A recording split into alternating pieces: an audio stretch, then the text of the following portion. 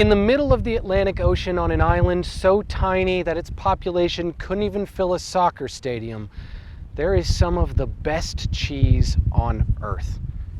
And some people say that the reason it's so good is because there's a mix of grass and legumes that the cows eat.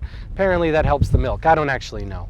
Other people say that it's the weather, that there's the perfect mix of temperature and humidity. Maybe the elevation is at the exact right height.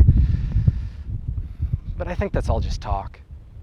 Personally, I think the reason that Sao Jorge has the best cheese on earth is because of a guy named Rudy.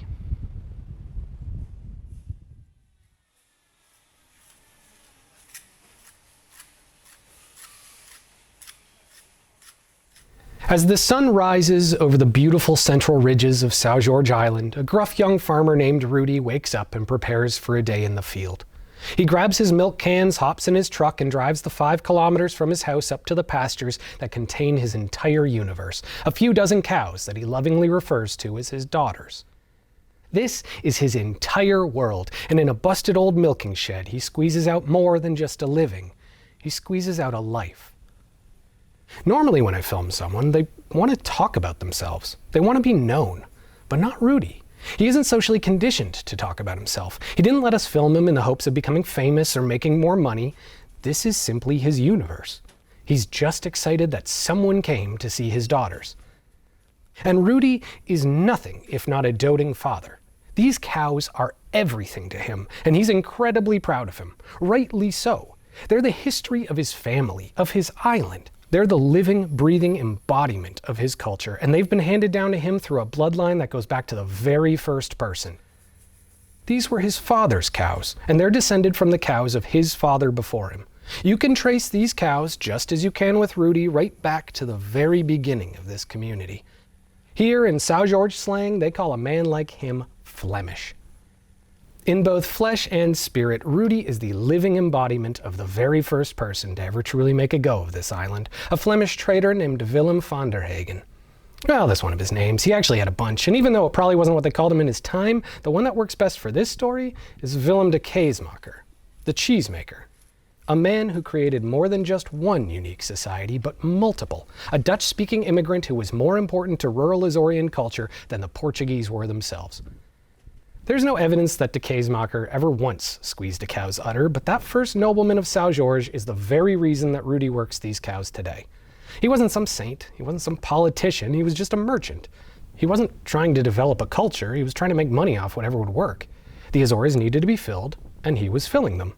The cows liked Sao Jorge, and de cheesemaker kind of liked it too. After all, it was better than where they came from. 15th century Flanders was not a place anyone would be thrilled with, man or cow. Nobody had money, and everybody else was dead. So, when an agent of Portugal reached out and offered him the opportunity to settle new lands, to become a father of a nation, to genuinely, boldly go where no man had gone before, it was kind of a no-brainer. With his wealth, connections, and oversight, behind him came waves of skilled colonists, entire houses disassembled onto ships and brought over to this new land.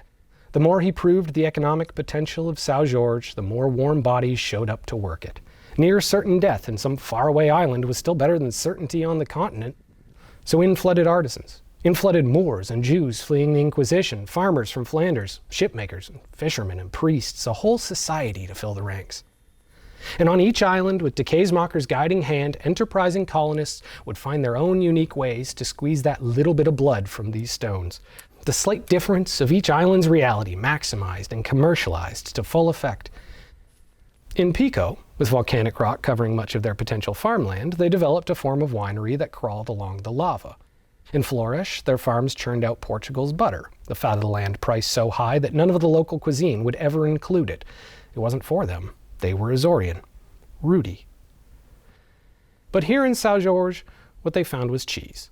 They claimed the land was perfect for it. Maybe it was the elevation or the mix of legumes. Maybe it was just simply that it simulated the landscape that the Flemish colonists knew best. But whatever it was special here. Grass grew better, the cows made more milk. So in 1480, when de cheesemaker officially set up the island's first town in Topo, there was already a natural culture developing around the excess of those original farmers.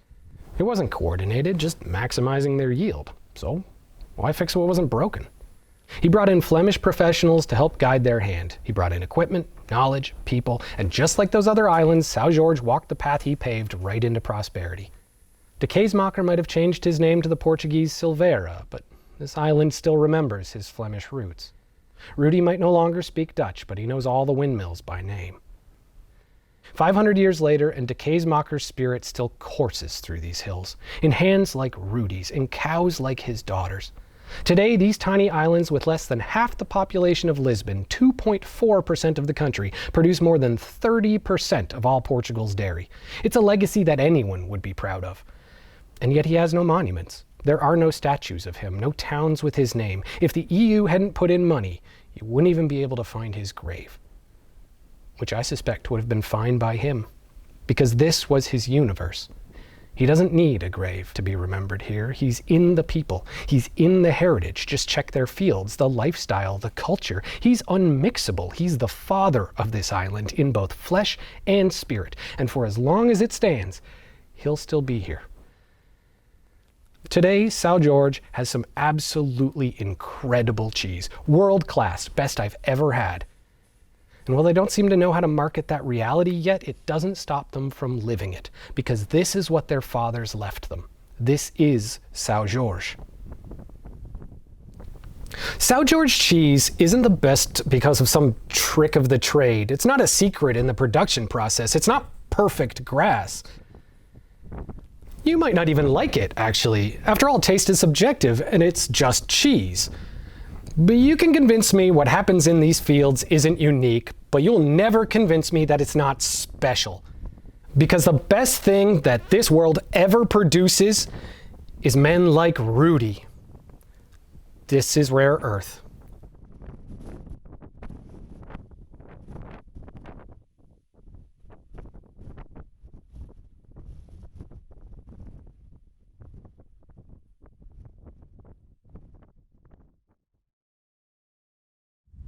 And oh, it's a windy day today. This took like 20 shots to film. Thank you, cows.